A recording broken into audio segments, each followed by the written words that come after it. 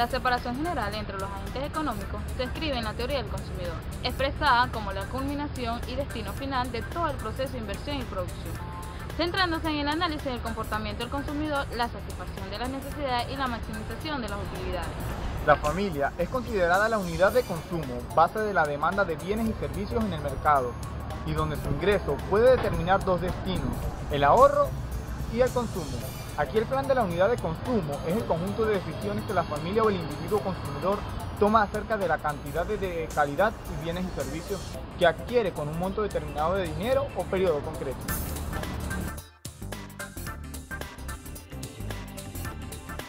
En primer lugar, las preferencias son completas. Un individuo siempre va a estar en condiciones de comparar dos canastas entre sí. Puede preferir la canasta A la canasta B, o puede preferir la canasta B a la canasta A, o a lo sumo le da lo mismo la canasta A y la canasta B.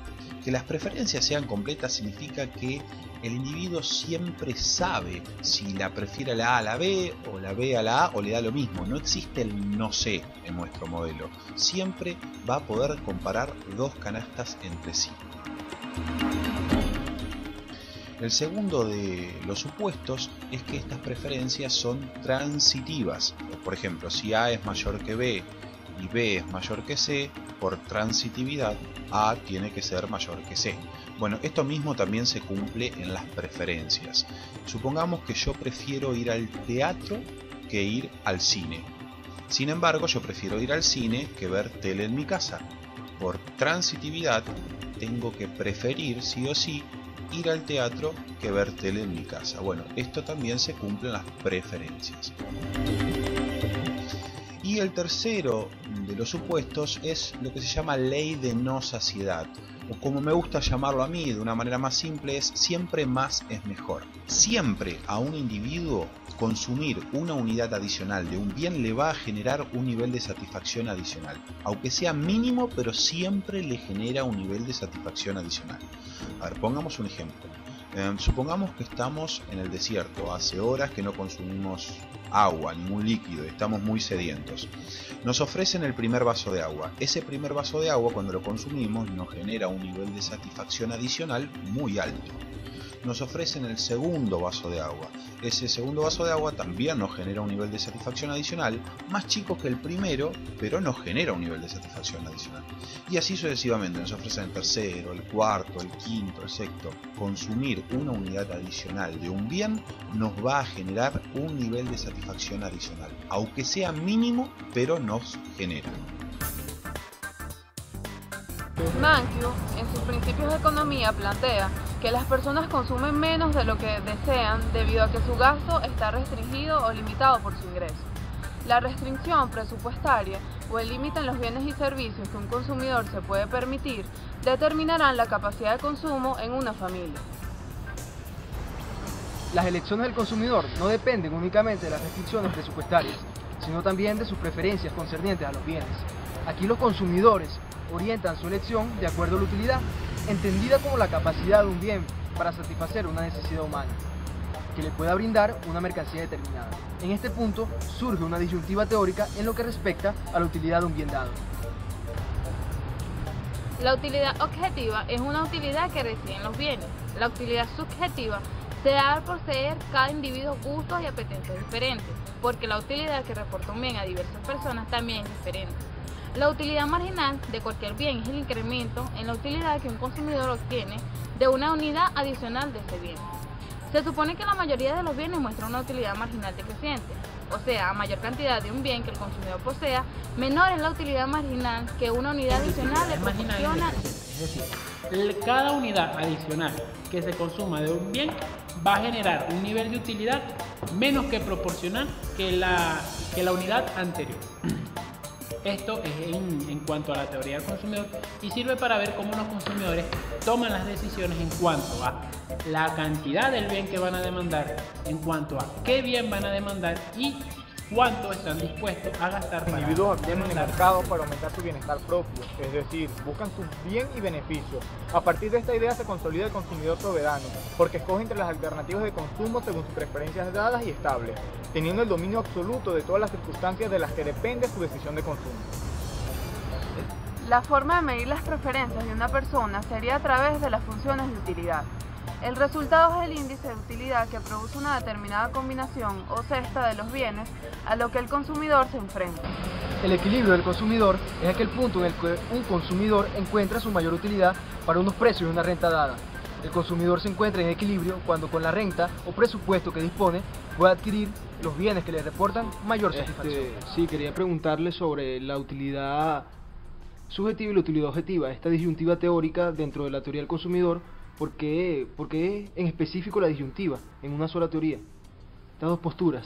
Bueno, fíjate, primero hay que empezar que los economistas clásicos creían que la utilidad, que vamos a hablar más adelante, la utilidad es medible, ¿no? Sin embargo, los economistas hoy en día dicen que la utilidad es comparable.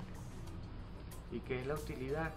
La utilidad es la satisfacción de las necesidades, es decir, los consumidores con sus limitados recursos asignan sus recursos a la compra de bienes y servicios que le traigan satisfacción, es decir, utilidad. Cuando se habla de utilidad objetiva y utilidad subjetiva, por ejemplo, la utilidad objetiva se entiende aquellos bienes y servicios que poseen propiedades como sabor, tamaño, olor. En cambio, las utilidades subjetivas son aquellas que no necesariamente tienen una propiedad física, pero sí tienen un valor para el sujeto de los bienes y servicios, no están relacionados. Acuérdate que en el mapa de indiferencia, en las curvas de indiferencia, se hace una curva, ¿no?, cóncava hacia abajo, que quiere decir que básicamente cualquier punto en esa curva es igual para el consumidor, ¿no? También la teoría del consumidor es una teoría del consumidor individual. ¿Por qué? Porque es muy difícil, ¿no?, descifrar racionalmente todas las preferencias de todos los individuos, ¿no? Entonces, normalmente es el individuo personal el que puede determinar sus preferencias. Bueno, la utilidad marginal es la satisfacción adicional que adquiere un consumidor individual por la adquisición o consumo de un producto, una unidad del mismo producto adicional. Para ello tenemos también distintos bienes o servicios, ¿no? Por ejemplo, los bienes sustitutos, ¿no? ¿Qué es un bien sustituto? Bueno, hay dos tipos de bienes sustitutos: el bien sustituto perfecto y el bien sustituto cercano.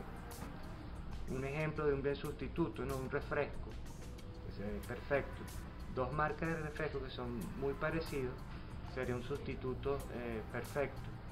Un sustituto cercano sería, por ejemplo, el té y el café, que son distintos, pero tienen ciertas propiedades que lo hacen tomar como sustitutos cercanos, ¿no? Y también están los bienes complementarios. ¿Cuáles son los bienes complementarios? Bueno, por ejemplo, tú tienes un carro, al carro le echas gasolina, usas los cauchos, ¿no? Son varios bienes que su utilización tiene que ser en conjunto. El enfoque microeconómico plantea una representación gráfica y cuantitativa de las preferencias del consumidor mediante las curvas de indiferencia, curva que muestra las distintas mercancías que le proporcionan al consumidor el mismo nivel de satisfacción. De manera que si dos productos satisfacen los gustos de igual manera, se dice que el consumidor es indiferente entre las dos mercancías. La pendiente en cualquier punto, en una curva de indiferencia, es igual a la tasa a la cual el consumidor está dispuesto a sustituir un bien por otro. Esta tasa se llama tasa marginal de sustitución. La tasa a la cual el consumidor está dispuesto a intercambiar un bien por otro depende de las cantidades de otros bienes que ya está consumiendo. Por ejemplo, la tasa a la que un consumidor está dispuesto a intercambiar carne por leche depende de si se encuentra más hambriento o más sediento, lo que a su vez depende de cuánta carne y leche está consumiendo. Debido a que las curvas de indiferencia representan las preferencias del consumidor, tienen ciertas propiedades que reflejan dichas preferencias.